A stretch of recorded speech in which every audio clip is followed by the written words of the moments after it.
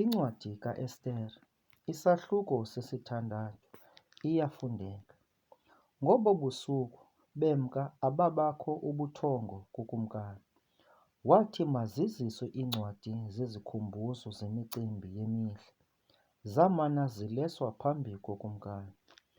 Kwafunyanwa kubhaliwe okokuba uModekhayi wabaxelela ooBhigithani noTeresha, amathenwa amabini okumkani, abagcini bomnyango, ababefuna ukumsa isandla ukumkani u-Ahasuwerusi.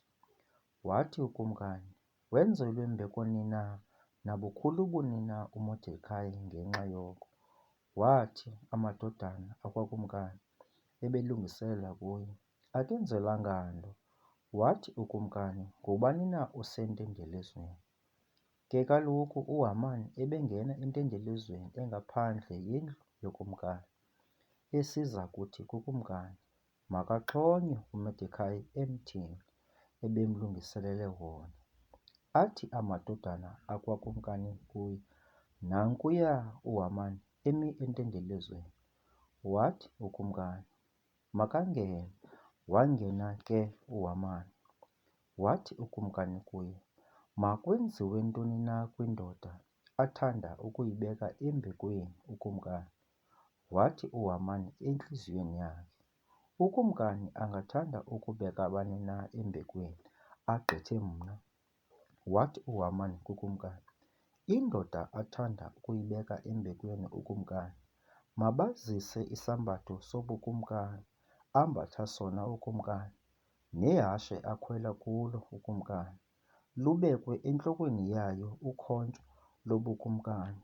Basinikele isambatho eso nehashe elo esandleni somthetheli wamawaba okumkani, bayambathise indoda leyo athanda ukuyibeka embekweni ukumkani, bayikhwelishe ehasheni eyo, icande ezitratweni zomzi, badanduluke phambi kwayo, bathi, kwenjiwa nje kwindoda athanda ukuyibeka embekweni ukumkani.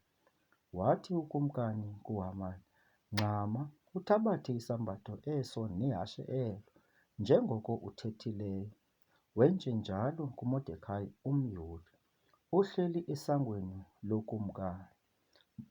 Makungawi phantsi nalinye ilizwi kuko konke okuthethileyo. UHamani wasithabatha isambatho eso nehashe elo, wamambathisa uModekhayi, wamkhwelisa, wamcandisa ezitratweni zomzi. Wadanduluka phambi kwakhe ngokuthi, kwenjiwa nje kwindoda athanda ukuyibeka embekweni ukumkani.